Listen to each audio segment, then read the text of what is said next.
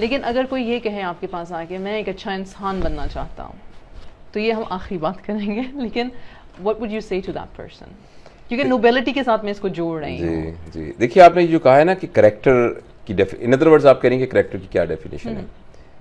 देखिए इसमें ना एक बहुत ही नाजुक सी बात है जो हमें समझनी चाहिए कि बिहेवियर और करेक्टर एक नहीं होते। बिहेवियर वो है जो हम मजमे में कर रहे होते हैं। इस बात का कतई इम्कान है कि मैं आपके सामने बहुत नफासत से दरवाज़ा खोल लूँ, अदब से आके बैठ जाऊँ, नज़रें झुका के आपसे बात करूँ और मैं आपको कहूँ आप मेरी छोटी बहनों की तरह हैं, आप मेरे लिए बिल्कुल वैसे है, और मैं तमीज़ से बात करूँ, आपके सामने छींकूँ तो हाथे से रख लूँ, थोड़ी देर पूछूँ आप कुछ खाएंगी या ऐसे, ये बहुत अच्छा है, मगर ये बिहेवियर है। करेक्टर का ताल्लुक इस बात से है कि आप जब कोई नहीं देख रहा तो आप क्या है, बेशक ये समझना बहुत ज़रूरी है। देखिए बिहेवियर अच्छा बनाना बहुत ज़रूरी है। बिहेवियर के साथ जो कंपेरेबल लफ्ज़ है वो है पर्सनैलिटी, और पर्सनैलिटी एक ग्रीक लफ्ज़ से निकला है परसोना। परसोना का मतलब होता है नकाब।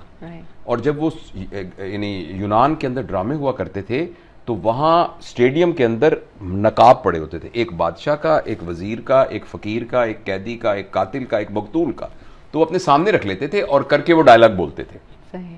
उससे निकला पर्सनैलिटी, कि इसकी पर्सनैलिटी बहुत अच्छी है, इसका मतलब है इसने अपने ऊपर बहुत खूबसूरत नकाब पहना हुआ है। ये भी बहुत ज़रूरी है फॉर यूटिलिटेरियन पर्पस। देखिए ना, आप किसी के यहाँ जा रहे हैं तो फॉर यूटिलिटेरियन पर्पस हमें लोगों की, अपने बच्चों की, नौजवानों की पर्सनैलिटी की ग्रूमिंग पर और बिहेवियर के डेवलपमेंट पर काम करना चाहिए।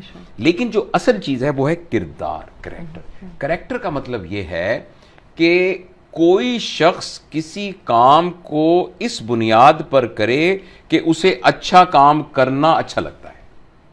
नीयतों के पाक हो जाने का नाम करेक्टर है, और एक्सप्रेशन के साफ हो जाने का नाम बिहेवियर है।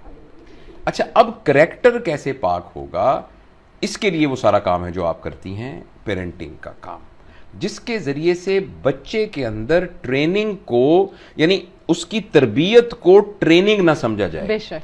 ट्रेनिंग का मतलब होता है एक खास किस्म की स्किल से सधा देना।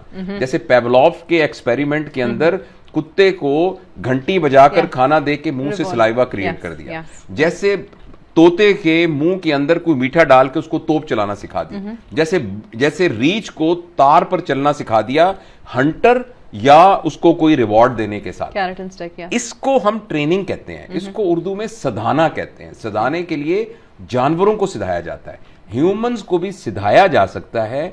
अगर वो सिधाया जाए तो इसको हम ट्रेनिंग कहते हैं। लेकिन हमें जिस चीज की जरूरत है वो ट्रेनिंग से ज्यादा तरबियत की जरूरत है। और जो तरबिया है उसका मतलब ये है कि अच्छाई मेरी रगबत बन जाए, मेरी नीयतें साफ हो जाएं, मैं अपनी चॉइसेस के लिए नीट हो जाऊं।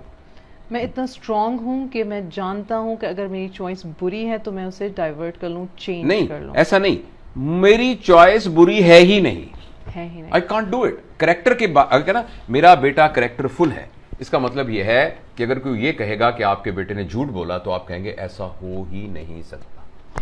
वो तो काफी पेरेंट्स वैसे भी कहते हैं, लेकिन आई अंडरस्टैंड आप क्या कह रहे हैं। करेक्टर का ये मतलब है। तो लिहाजा हमारी तरबियत जहां कॉस्मेटिक पर्सनैलिटी के लिए होनी चाहिए, बिहेवियर की डेवलपमेंट के लिए होनी चाहिए, बिल्कुल उससे बहुत ज्यादा उसके करेक्टर के लिए होनी चाहिए। यानी उसके नियतों के पाक करने के लिए कौन सा एनवायरनमेंट चाहिए।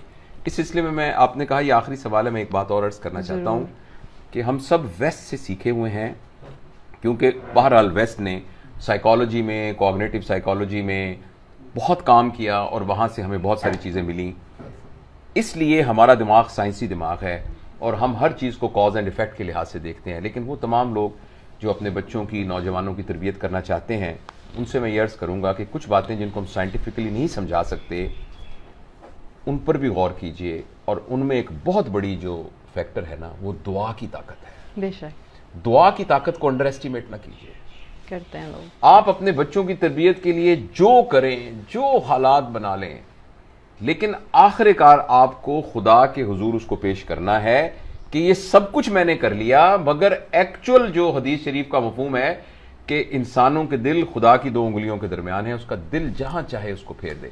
तो एक तो वो तमाम लोग जिनको माशरे की तरबियत का फिक्र है ना, वो दिन को मेहनत करें, यूट्यूब के चैनल पर मेहनत करें, फेसबुक पे मेहनत करें, तकरीरें करें, मोटिवेशनल स्पीकिंग करें, लेकिन उन सब पर मेरे ख्याल में तहज्जुद वाजिब है। बेशक, आई एग्री टू दैट। रात को उठ के अल्लाह पाक से उसकी मदद मांगे कि जो कुछ मैंने सारा दिन किया है, अब इसके नतीजे को निकालना तेरे इख्तियार में। एक तो ये बात, दूसरा रिज़्क़ हलाल की अहमियत को अंडर एस्टिमेट ना करें।